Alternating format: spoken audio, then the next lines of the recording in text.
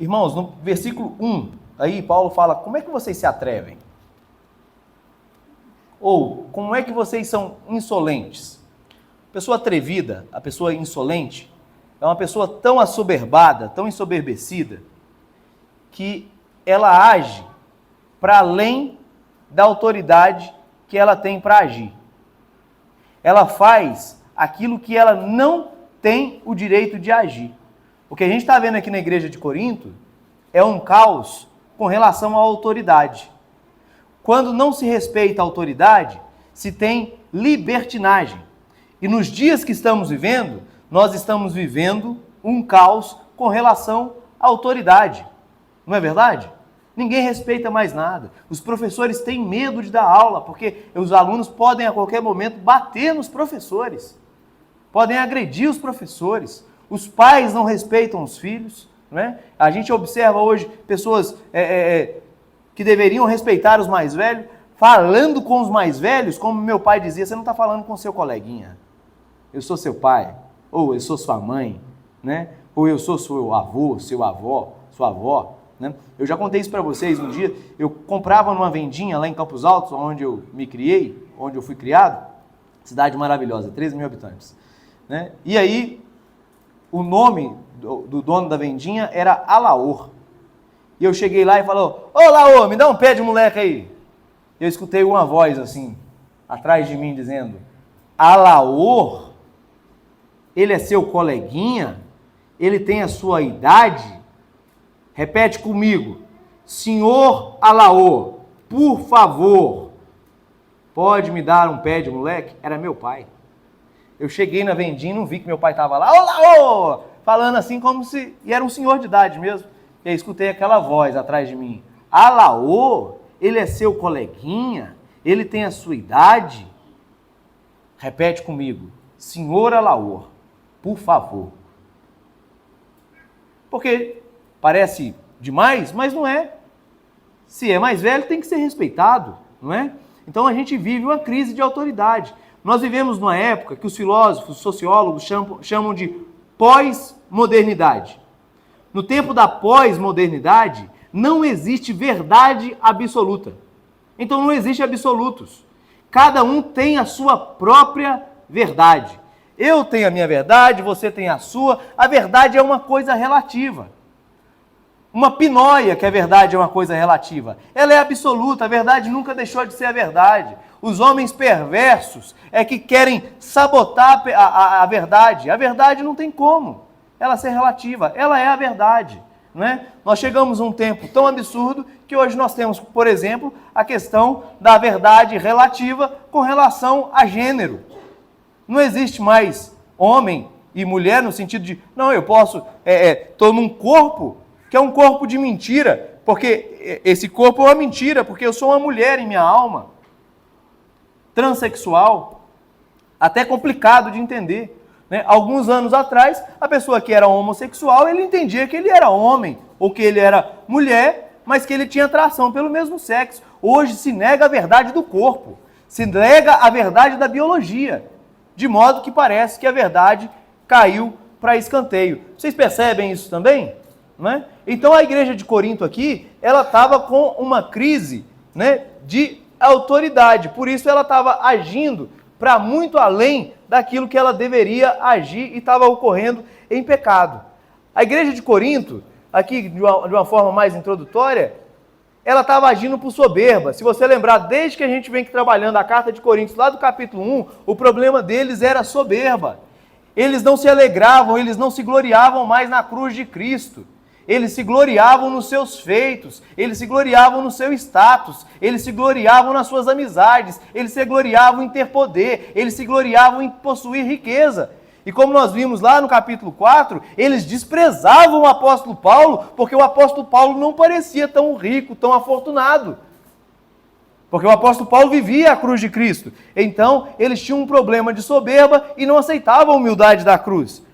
Eles tinham um problema com relação a representar Jesus em suas próprias vidas. Por isso, agiam como atrevidos, como ensoberbecidos. Porque, irmãos, enquanto discípulos de Cristo Jesus, nós somos representantes de Cristo, sim ou não? nós somos imitadores de Cristo. Aonde você estiver, na escola, no trabalho, na sua casa, no banheiro, mexendo no seu celular, mexendo no seu computador, em qualquer lugar que você estiver, você representa o Senhor Jesus. E eles estavam com um problema sério de representar o Senhor Jesus. Eles também estavam com problema de identidade. A identidade deles não estava sendo balizada na obra que Cristo havia feito por eles. Na obra do Calvário, na redenção que há em Cristo Jesus. Eles estavam com a sua identidade firmado nas disputas mundanas. Eles também estavam com problema de uso do corpo. Eles não estavam sabendo usar o seu corpo para a glória de Deus. Então essa igreja estava com uma dificuldade e era urgente que eles aprendessem a glorificar a Deus. E aí nós vamos ouvir aqui e sermos um pouco também despertados para essas realidades. Do versículo 1 até o versículo 6, eu coloquei um título assim: vocês não glorificam a Deus quando envergonham a igreja. O que estava acontecendo aqui? O babado lá de Corinto. Provavelmente um irmão defraudou o outro em alguma questão de bens, ou de dinheiro mesmo, fez algum negócio, e um defraudou o outro. Aquele que foi defraudado correu para o tribunal lá da cidade de Corinto e processou o irmão que havia defraudado ele. E o apóstolo Paulo falou assim: como é que vocês se atrevem a levar um irmão levando o outro para a justiça? Como é que vocês se atrevem a defraudar o irmão e o irmão defraudado levar o outro para a justiça? E aqui começa. E aí agora o apóstolo Paulo vai colocar a faca na caveira, né? BOPE, tropa de elite, para ver que muitas coisas, irmãos, que a gente acredita como vida cristã, é só da boca para fora. Por exemplo, quando Jesus fala assim: se alguém te fizer em 1 milha, vai com ele 2. Se alguém te der um tapa no rosto, dê a outra face. Se alguém te pedir a tua túnica, dê também a sua capa. A gente fala: mas não é bem assim, né? Jesus estava sendo romântico. Não. Jesus falou: se você quiser ser meu discípulo, todo santo dia, dia a dia, você vai tomar a sua cruz e me seguir. E se você quiser ganhar a sua vida, você vai ter que aprender a perder a sua vida. Sabe por que aquele jovem rico não pôde ser salvo? Porque Jesus pediu para ele perder tudo que ele tinha. Depois que ele perdesse tudo que ele tinha, pegasse todos os bens dele, vendesse e desse aos pobres, Jesus falou assim: agora você vem e me segue. Ele saiu triste, porque ele não aprendeu a perder para ganhar a vida eterna. Amém. E se a gente quiser ganhar a vida boa, a vida eterna, a vida que tem qualidade da vida de Deus, a gente precisa aprender a perder, a gente precisa aprender a tomar a nossa cruz. A gente precisamos aprender a agir como Jesus agia. Toda demanda que eu tenho em aconselhamento, a pessoa está se sentindo defraudada, ferida, machucada. A primeira coisa, lembra do que Jesus fez por você? Lembra do perdão que Jesus te deu lá na cruz do Calvário? Você não merecia. Você merecia ir para o inferno de cabeça para baixo e levar a espetada do tridente do cão. Era o que a gente merecia. Mas Deus nos amou de tal maneira que deu o seu Filho unigênito para nos perdoar, para morrer em nosso lugar. Se nós fomos perdoados de tamanho pecado, de tamanha ofensa, que ofensa alguém pode te ofender? Que prejuízo alguém possa te causar, que você já não tenha causado para Deus e Deus não tenha te perdoado? Então, perdão, a gente tem dificuldade de perdoar porque a gente acha que, mas eu não sou besta, não tem sangue de barata, está pensando que eu sou idiota, por isso que eu não perdoo, está pensando que eu sou otário, está pensando que eu nasci ontem. Com esse tipo de atitude, a gente não está imitando Jesus. Jesus não merecia estar na cruz, ele estava lá no nosso lugar e ele estava dizendo: Pai, perdoa eles não sabem o que fazem. Então a gente precisa incorporar isso na nossa vida. Toda a nossa briga, toda a nossa discussão, todas as tretas que a gente vive na nossa vida é falta de perdão. É porque a gente está cheio de vanglória, a gente está cheio de soberba, a gente está atrevido demais, nós estamos insolentes, pensando que merecemos alguma coisa. Pensamos que aonde a gente chega tem que ter um tapete vermelho estendido para nós. E não, se a gente quiser seguir o Mestre, nós precisamos aprender a servir uns aos outros em amor. Considerar o outro superior a nós mesmos. Querer o outro em estima maior do que a nós mesmos. Vocês estão entendendo? Então, eles estavam meio atrevidos. E aí o apóstolo Paulo vai dizer para nós aqui no versículo 2, assim, vocês não sabem? Lembra que eles estavam assim com uma crise de sabedoria, se achando sabichões? Lembra disso? Eles estavam desprezando Paulo porque eles se achavam mais sábios do que Paulo. E o apóstolo Paulo vai usar aqui 6 vezes essa expressão nesse capítulo. Mas vocês não sabem? Uma pergunta retórica aqui, mas para humilhá-los mesmo. Paulo sabia usar o sarcasmo, porque às vezes é só isso que funciona, num caso como eles. Vocês não sabem que um dia nós, os santos, julgaremos o mundo? E uma vez que vocês julgarão o mundo, acaso vocês não são capazes de decidir entre vocês nem mesmo essas pequenas causas? Vocês não sabem que um dia nós vamos julgar o mundo? Está escrito lá em Daniel 7, no versículo 22. Nós, os cristãos, um dia nós julgaremos o mundo. Esse mundo que condenou Jesus à cruz, esse mundo caído, um dia nós iremos nos assentar com Cristo e julgaremos o mundo. Um dia seremos juízes do mundo. E agora os irmãos aqui da igreja de Corinto estavam pegando as tretas, as dificuldades que estava havendo entre eles e levando para o mundo julgá-los. Olha que contradição, olha que perversão. Se vocês vão julgar o mundo, como é que vocês não conseguem julgar coisas pequenas? Lembra do capítulo 5 que nós vimos na semana passada? O apóstolo Paulo falou assim, olha, não tem ninguém sábio entre vocês, vocês estão reprovados. Porque esse camarada que dormiu com a mulher do pai, está dormindo, está ficando, está tendo um caso contínuo com a mulher de seu pai, já era para vocês terem se reunido e colocado esse cara para fora, entregado ele para o diabo destruir o corpo dele e ele se arrepender. Por que vocês não fizeram isso ainda? Então, dentro da igreja está o governo de Cristo. Está o reino de Cristo, nossa prioridade. Lá fora está o governo de Satanás. O mundo jaz no maligno. O mundo está morto em delitos, em pecados, em injustiça, em trevas. Esse é o império lá de fora. Isso é o que impera lá fora. Falta de paz, angústia, soberba, avareza, puxa-tapete. Então o apóstolo Paulo falou, eu estou reunindo o meu espírito com o de vocês aí, juntos, nós estamos colocando esse cara para fora. Parece uma atitude severa? Parece. Mas era em prol da salvação dele. E lá em 2 Coríntios capítulo 5, nós sabemos a consequência disso. Aquele camarada se arrependeu. E Deus está nos chamando enquanto igreja para termos um compromisso sério com Ele, levarmos a igreja a sério e não empurrando a igreja com a barriga e não empurrando Deus como se Deus fosse o coleguinha, como exortou meu pai. Ah, Deus entende porque Deus é amor. Sim, Ele é amor, mas não se esqueça, Ele é fogo consumidor. A gente pensa que a gente pode dar uma rasteira em Deus e está tudo bem.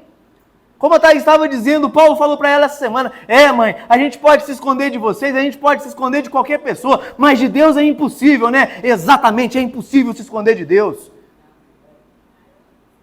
Então Deus está nos chamando, nos convocando para ter um compromisso mais sério com Ele. E essa seriedade não tem prazer e gozo maior. Não tem alegria maior do que ter intimidade com aquele que é o prazer dos prazeres. A alegria das alegrias. Não tem nada que pareie a Deus, ele é incomparável. Amém? E aí em seguida, o apóstolo Paulo, se a gente vai julgar do princípio do maior para o menor, se nós vamos julgar o mundo, então tome posse disso e comece a julgar as causas menores. As coisas menores da vida, as coisas mais insignificantes. Versículo 3, não sabem que julgaremos os anjos? Que ser mais sublime que tem, senão um anjo? O anjo nem tem matéria como nós, é um ser espiritual, o ser angelical é um ser mais sublime do que nós. Se nós vamos julgar os anjos, que dizer então dos desentendimentos corriqueiros desta vida? Que dizer então do dia a dia, no dia a dia, se nós vamos julgar as coisas mais sublimes que existe, que Deus criou? Então, nas coisas do dia a dia, nós precisamos agir com a mente de Cristo. O apóstolo Paulo já nos ensinou lá no capítulo 3, que nós temos a mente de Cristo. Nós precisamos decidir, tomar as nossas decisões, agir no nosso trabalho, com os nossos relacionamentos, na nossa igreja, no nosso casamento, na criação dos nossos filhos, com a mente de Cristo. Que são coisas corriqueiras que todos nós passamos, todos nós vamos ter dificuldades com os nossos filhos, todos nós vamos ter dificuldades financeiras, todos nós vamos ter problemas emocionais, mas a gente precisa agir em todas as coisas. Julgar todas as coisas a partir da sabedoria da cruz. Agir como agiu Jesus, agir como Jesus agiria em nosso lugar, porque nós vamos julgar os anjos. Quem dirá as coisas corriqueiras da vida terá sabedoria para fazer isso. Ok?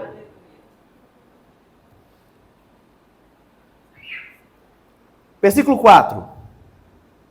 Se vocês têm conflitos legais, por que levá-los para fora da igreja? Antes, Paulo falou assim, coloca o irmão para fora, para o diabo sabatinar ele. Para ele ver o que é cair na mão do diabo, para ele se arrepender. Irmãos, na quarta-feira passada, nós íamos ter a reunião de planejamento estratégico na quinta-feira. Na quarta-feira, um dia antes da reunião de planejamento estratégico, me deu um peso de oração. Me deu um peso de intercessão. Jesus um dia falou para Pedro assim, Pedro, eu tive que interceder pela sua vida. Pedro estava lá achando que eu morro junto com o Senhor. E Jesus falou para ele assim, Pedro, eu tive que interceder pela sua alma, tive que interceder pela sua vida, porque o diabo quer peneirar a sua alma. A mesmíssima sensação eu tenho com todos nós aqui. Todos nós. Sério, irmãos. Sério. Hoje eu estou coloridinho de xadrez. Mas geralmente eu visto preto. Eu falei para vocês, perdi minha tia no domingo, ela foi sepultada na terça. A mesma sensação é a sensação de luto. Todos nós poderíamos estar mais profundos em Deus. Todos nós poderíamos estar bebendo mais das fontes de salvação. Todos nós poderíamos estar mais alegres em Cristo Jesus. Todos nós poderíamos estar mais íntimos de Jesus. Mas a sensação que eu tenho é que muitas coisas estão pesando nas nossas costas. Estamos lenientes, preguiçosos, assoberbados, colocando um monte de dificuldade, um monte de justificativa e um monte de desculpa. Então é tempo de nos despertarmos. Isso é meu peso de oração por vocês. Que vocês tomem isso também e comecem a lutar pela vida de vocês. Amém? E aí nós falamos na semana passada, faça uma faxina, tire o fermento, tire o pecado para a gente celebrar a festa, porque não tem festa maior do que celebrar as coisas de Deus. Amém? Então, agora, no sentido de colocar, eles agora estavam indo buscar recursos de fora da igreja, a juízes que não fazem parte dela. Os tribunais romanos, a lei que tinha nas cidades greco-romanas, elas não favoreciam o pobre. Provavelmente aquele pai que o filho estava dormindo com a mulher dele, ele não processou aquele filho por vergonha, mas aquele filho jamais poderia vencê-lo. Se um rico, se um patrão, se um empregado levasse ao tribunal o seu patrão, o empregado não venceria.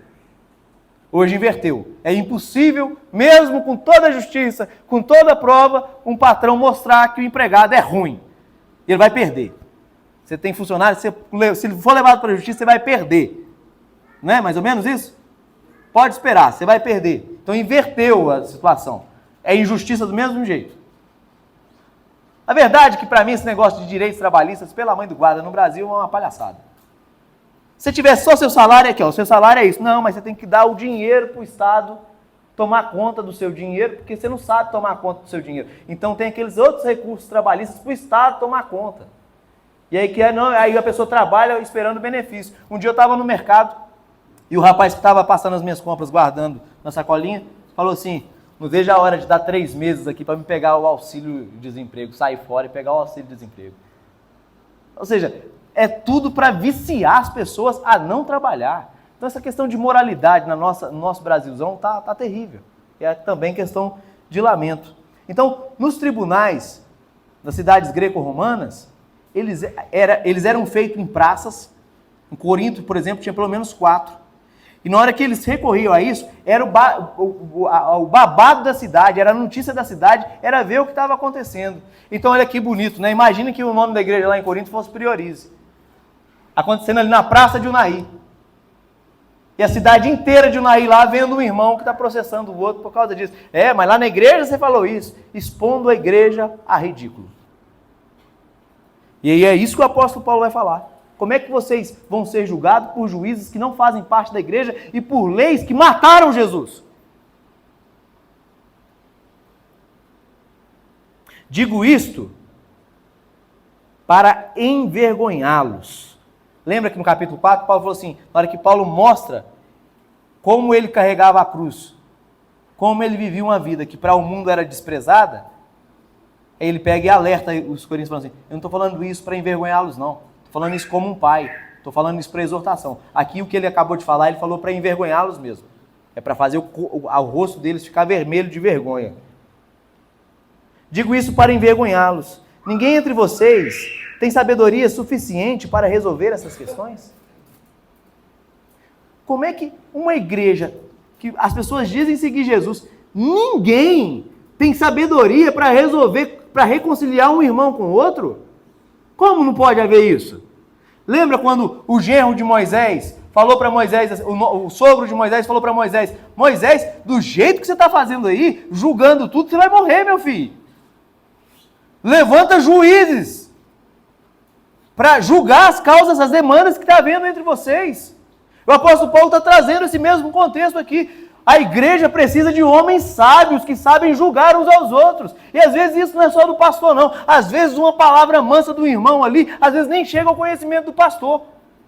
Mas resolve a situação. Será que numa igreja, igual era a igreja de Corinto, que já era uma igreja grande, não tinha ninguém capaz de apaziguar uma causa como essa? Será que não tinha um sábio? Eles se vangloriavam da sabedoria que eles tinham. Agora a igreja estava sendo envergonhada na sociedade porque eles não agiam de modo sábio.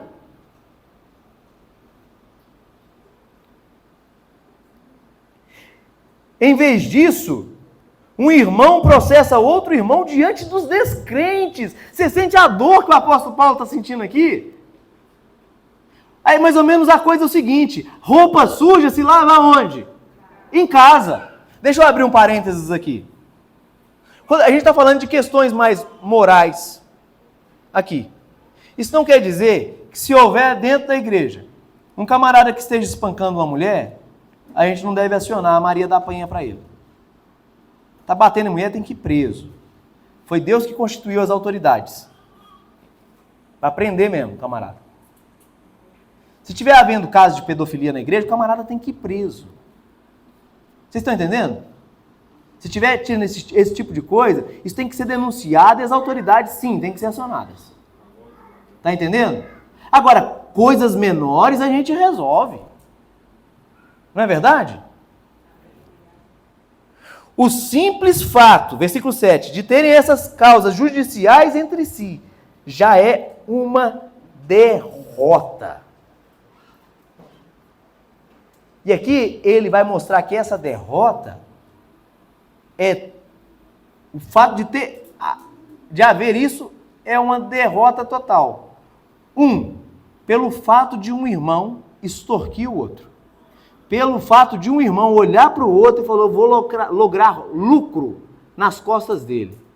Pelo fato de haver um irmão que vai dar o cano no outro. Isso já é uma derrota. É o último mandamento. Não cobiçarás. Se o seu irmão está prosperando, meu irmão fica pentecostal, ó. Alegre-se nisso. Não deseje nada, absolutamente nada que não é seu. E se seu irmão está indo muito bem, fique feliz, alegre. Não, o irmão está prosperando, arrebentando a boca do balão, a empresa dele cresceu, está trocando de carro. Fique feliz por isso. Agora, olha lá, fulano, pensa no cara aí dos mais ricos da cidade, digamos que ele venha congregar aqui. Ah, se eu te pegar puxando o saco dele, eu te expulso da igreja.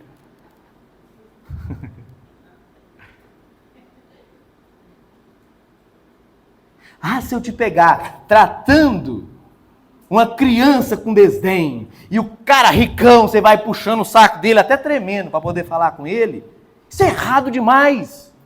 Isso não é cristão. Tiago exortou a respeito disso. Como é que vocês são cristãos? Quando entram na assembleia de vocês, quando entram na congregação de vocês, um cara bem vestido, vocês vão lá e puxam o saco dele. Entra um humilde, vocês vão e desprezam ele. Não foi os poderosos desse mundo que rejeitam Jesus? Não é isso?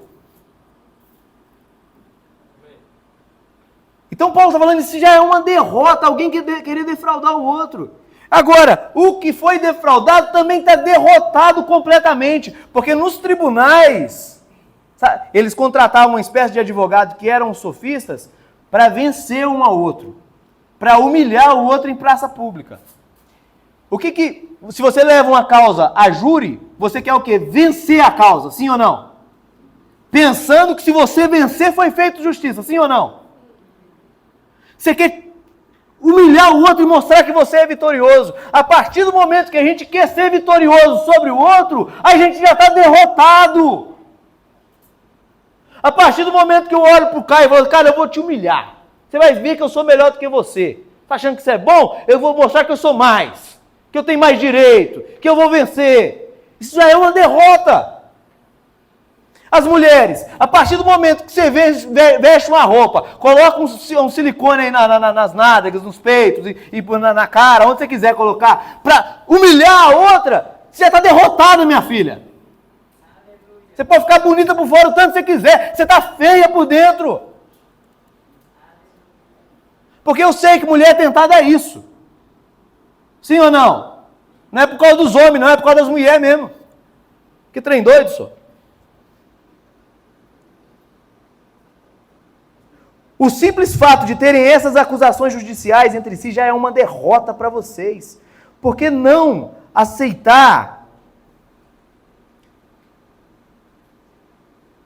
Cadê Jesus o trem? Por que não aceitar a injustiça sofrida?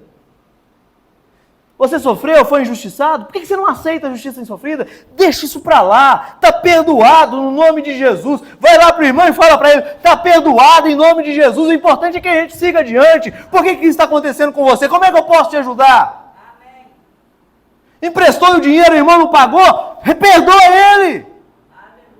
Para que vai ficar? Perdoa, esquece, avança, meu amigo. Pior coisa é quando você leva um cano, você vira a sua vida em prol de agora resolver aquele cano que você levou.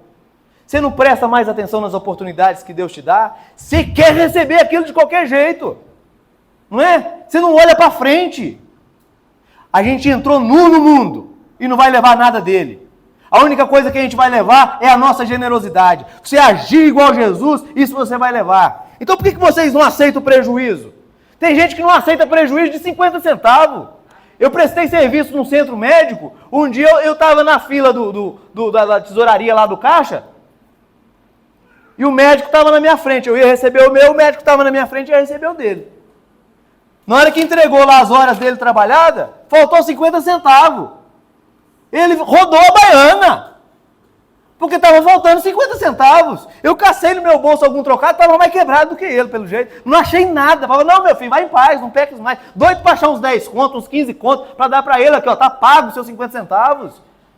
Que alma mesquinha, avarenta, faz conta de 25 centavos, de 50 centavos, de 10 reais, de R$1.000. O que é o dinheiro? O problema da igreja é que ela é governada por dinheiro. Por isso essas igrejas aí que pregam essa maldita dessa teologia da prosperidade, tudo cresce. Só prega dinheiro, dinheiro, dinheiro, dinheiro. E Jesus falou, só tem uma coisa que vai competir comigo no coração do ser humano. Mamon, o dinheiro. O Moadelli estava comigo, quando a gente estava reformando aqui no finalzinho, aconteceu uma situação que eu não tinha nada a ver com ela, mas a pessoa queria saber quem era o responsável da obra. Eu falei, o responsável sou eu. Aconteceu isso, não era eu que tinha feito a coisa não. Eu falei, se tiver te causado algum dano, eu vou pagar. Eu me responsabilizo pelo prejuízo que você levou, se tiver levado prejuízo. Desarmou o cara, agora me trata só com um sorriso no rosto. Alegre, feliz. Era eu? Não, não deu nada. Era eu? Não. Mas tá certo, eu pago. É assim que a gente age, irmãos. Uma hora que você tiver um dinheirinho sobrando, gari lá que pega seu lixo na porta lá todo dia, vai lá dar um cenzão para ele. O pastor Fabiano um dia contou para mim que ele chegou assim, precisava só jogar uma água por fora do carro dele. Tá muito sujo. Eu gosto dessa história. Ele tinha essas coisas assim, tem essas coisas assim que é massa. Aí o cara pegou e falou, o cara tava fechando, mas vamos lá, eu vou lavar para você aqui na maior alegria. E lavou lá. Ele tava em cima da hora dele fechar. O Fabiano disse que juntou o dinheiro, tudo que ele tinha no bolso assim, dava quase R$1.000 e pegou puf, pro cara. O cara, não, cara, que isso? Que isso, cara? Era coisa de 20 conto. É bom ser generoso, gente. É bom ser generoso. Não mata ninguém.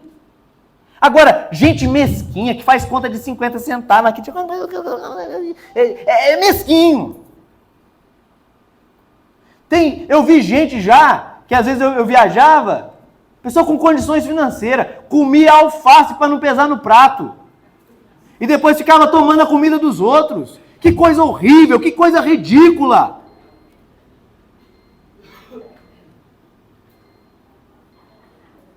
Sempre querendo levar uma melhor nas costas dos outros. Isso não é cristão. A gente precisa imitar Jesus, precisa aprender a levar prejuízo. Mas não é prejuízo porque eu gosto de sofrer. Não, é uma alma generosa. Essa prosperará. Entendeu?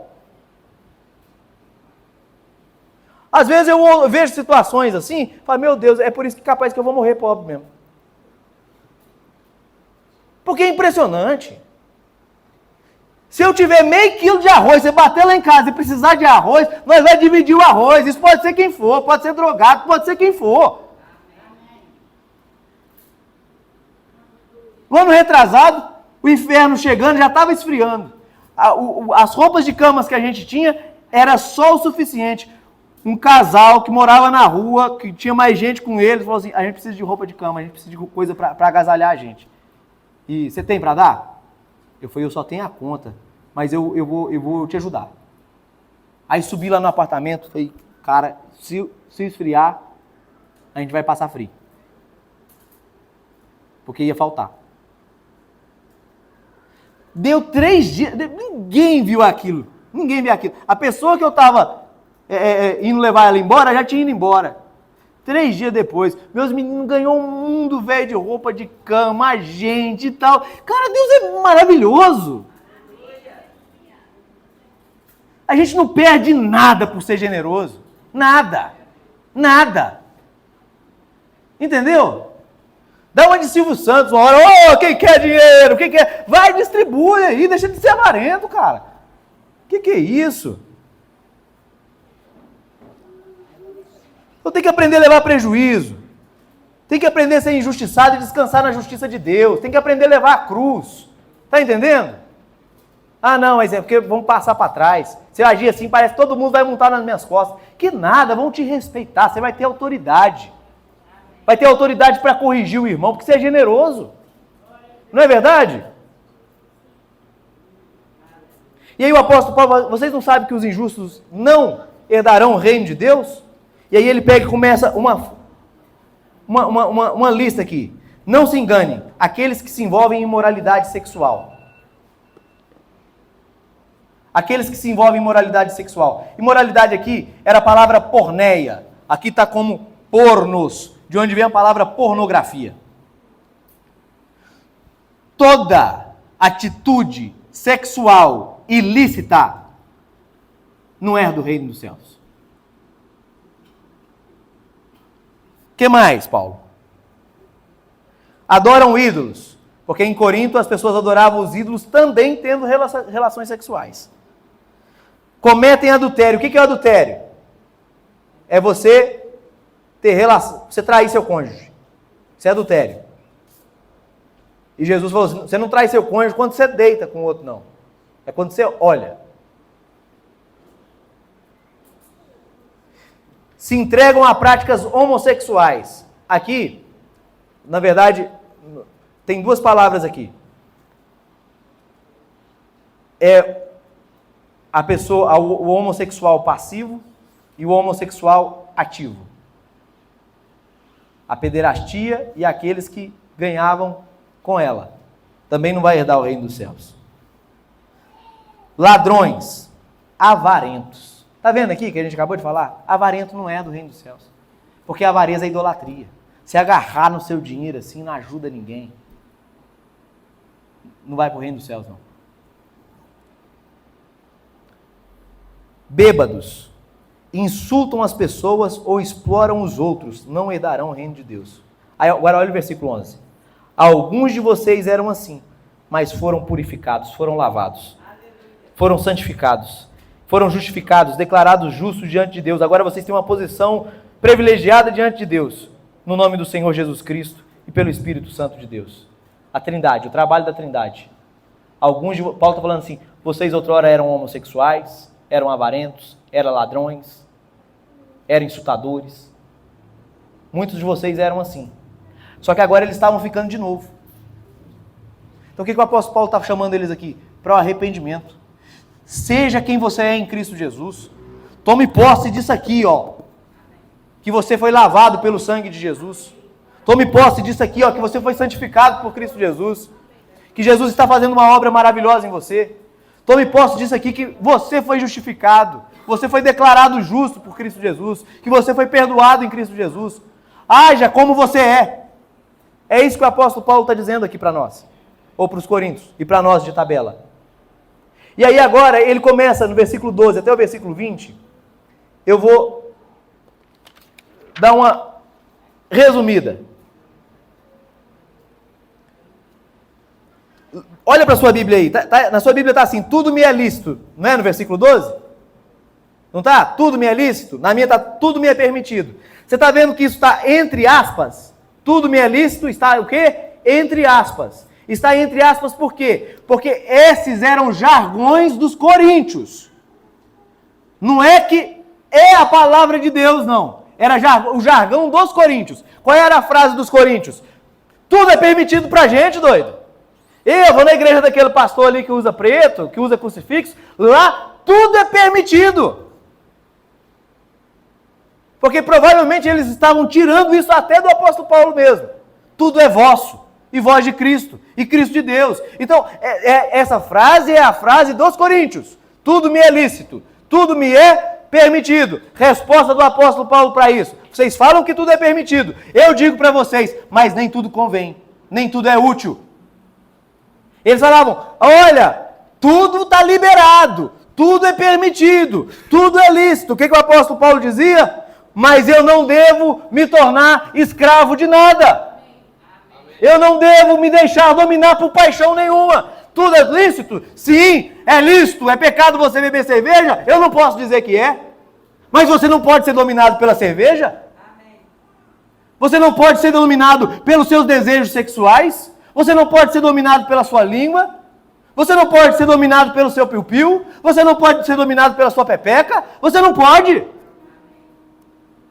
Você não pode ser dominado pela sua ira? Ah, é lícito ficar irado, virar a mesa? É lícito? É, vocês acham que é? Mas você não deve ser escravo de nada. Entendeu? E olha aqui, está entre aspas também, os coríntios também dizia, os alimentos foram feitos para o estômago, e o estômago para os alimentos. O que eles queriam dizer com isso? Olha, aqui ó, o alimento foi feito para o nosso buchinho foi feito para os alimentos. E é verdade, mas um dia Deus acabará com os dois. Aí eles pegavam isso para falar o quê? Vocês, contudo, não podem dizer que nosso corpo foi feito para a imoralidade sexual. Porque já que Deus vai destruir o alimento e o estômago, já que Deus vai destruir o corpo, então vamos fazer do corpo o que quiser. Vamos olhar pornografia, vamos olhar prostituição, vamos fazer todo tipo de imoralidade, porque já que Deus vai destruir o corpo, vamos pecar à vontade, porque Deus não leva em consideração isso. Aí o apóstolo Paulo vai corrigir essa mentalidade deles. Já que vocês não podem falar então que o corpo foi feito para imoralidade sexual. Por que existe o corpo? Por que o corpo foi feito? O corpo foi feito para o Senhor. E o relacionamento que o Senhor tem conosco inclui o corpo. Portanto, Deus nos ressuscitará dos mortos por seu poder, assim como ressuscitou o Senhor. Essa teologia que separa espírito de corpo, ela é errada. Quem é você? Alma e corpo. Espírito e corpo. Você sem seu corpo, você não é você. O seu corpo é tão precioso que o Verbo se encarnou, se transformou em corpo. O seu corpo é precioso. Então, por que é que seu corpo foi feito? O seu corpo foi feito para o Senhor. E o Senhor para o seu corpo. E o apóstolo Paulo vai dizer, vocês não sabem disso? Que aquele que se une a uma prostituta se faz um só corpo com ela? Como é que você pode pegar? Você não sabia que também o seu corpo é membro de Cristo? Você não sabia disso? Que cada membro do seu corpo, sua língua, seu pipiu, sua pepeca, sua orelha, seu ouvido, seu nariz, seus olhos, seu cérebro, tudo isso pertence a Deus? Você não sabia disso não? Aleluia. Pois então fique sabendo agora. Tudo isso pertence a Deus. Como é que você pode pegar aquilo que pertence a Deus e entregar para o domínio da pornografia, da prostituição, do mau uso? Que autoridade! Como é que você é tão atrevido assim? Como é que você é tão atrevido, tão audacioso, ao ponto de pegar aquilo que pertence ao Senhor e entregar para a imoralidade sexual? Como é que você é capaz de fazer isso? É isso que o apóstolo Paulo está dizendo. E mais adiante ele vai falar, sabe o que mais que o seu corpo é? Seu corpo é templo do Espírito Santo. Lá no capítulo 3 ele falou que a igreja toda junta, reunidos, 2 ou 3, é templo do Espírito de Deus. Agora ele está falando, o seu corpo é templo do Espírito Santo. Aleluia!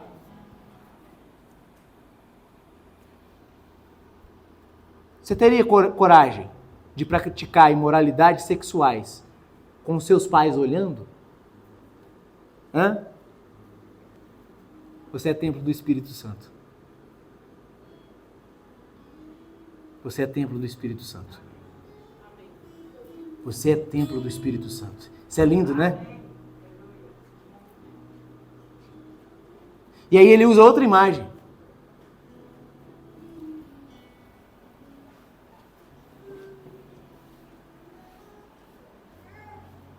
Vocês não pertencem a si mesmos, pois foram comprados por alto preço. Nenhum membro do seu corpo pertence a você mesmo.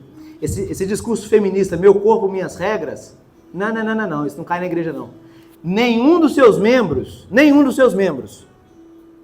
o seu corpo não pertence a si mesmo. Por quê? Porque ele foi comprado. O seu corpo foi comprado. Com que preço o seu corpo foi comprado? Com o preço de sangue. Então, de modo urgente, glorifique a Deus no seu corpo. Você vai trabalhar, entrega o seu corpo como sacrifício a Deus. Eu vou trabalhar para a glória de Deus. Está entendendo? Você vai namorar sua esposa, namora para a glória de Deus. Pensa 2 vezes agora você tem autoridade. Agora você vai ter entendimento. A hora que você for abrir sites de pornografia, a hora que você for ter relações sexuais ilícitas, pense 2 vezes. Você é templo do Espírito Santo. O seu corpo não pertence a você mesmo. Pense duas vezes antes de defraudar um irmão, antes de caluniar um irmão, antes de mentir. O seu corpo não pertence a si mesmo. Como é que você vai usar a sua língua para mentir? Como é que você vai usar as suas finanças que não pertencem a você para menosprezar o irmão? É possível isso? Não, não é possível. O nome disso é teologia do corpo. Irmãos, tanta coisa gostosa, maravilhosa que a gente pode fazer, usufruir na vida, sem pecar. O apóstolo Paulo fala aqui de todos os pecados, o pior é a imoralidade, ou aqui na palavra do grego, porneia. Nós vivemos numa cidade, acho que é por causa do calor, mas não é justificativa, extremamente sensual. Extremamente sensual. Uma exortação para homens e mulheres aqui. Quando você se veste, lembre-se disso. Você é templo do Espírito Santo, o seu corpo não é seu. Se você, mulher, se veste de uma forma a excitar outro homem, porque você está com a estima baixa, então você vai fazer qualquer coisa. Pense nisso. Como é que você usa seu corpo? A gente vive num tempo onde as mulheres estão com baixa autoestima. Talvez porque os maridos não estão dando uns tapinhas nelas, falando umas coisas mais coisadas assim para elas, né? Eu não sei o que está acontecendo. Acontece que a estima das mulheres está baixa. Então elas vão recorrer a quê? Cirurgia em cima de cirurgia, em cima de cirurgia, em cima de cirurgia. Para ver se dá uma aumentada na estima. Não vai te dar estima. Não vai. E eu não estou falando que é proibido fazer cirurgia, que é proibido você cuidar do seu corpo, que é proibido isso e aquilo. Não estou falando isso. Mas veja se a sua motivação é glorificar a Deus. Amém. Veja se a sua motivação é a moderação. Ou se você quer ser gostosona mesmo. Não, eu quero parar o trânsito. É pecaminoso. Esse pecado é contra você mesma. Templo do Espírito Santo. Se você destruir o templo de Deus, Deus te destruirá. É sério. É sério. Então na hora que você vestir uma roupa, olha de frente para o espelho. Hoje está na moda. Os pregadores, eles vêm com aquelas calças mais apertadas que a calça do Zezé de Camargo. Porneia, imoral. Tem até o padre, né? Lindão. Padre Melô, Fábio Melô.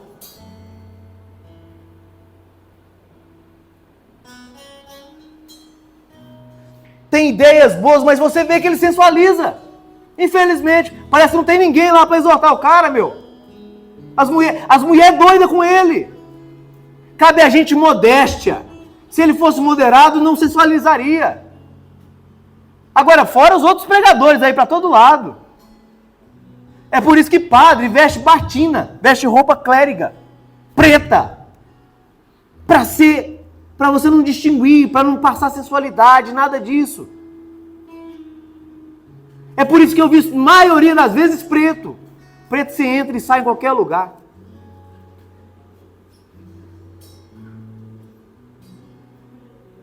Vocês estão entendendo? Eu não estou falando, você gosta de colorido, meu filho? Pode andar assim, parecendo... Colocar até fruta na cabeça, desde que seja para a glória de Deus. Aleluia. Desde que seja para a glória de Deus. E aqui serve para homens e mulheres, que era o que acontecia em Corinto. Tinha uma estátua a Apolo, então, sensualidade. Cuida do seu corpo, faça o melhor, mas faça para a glória de Deus. Amém. Amém.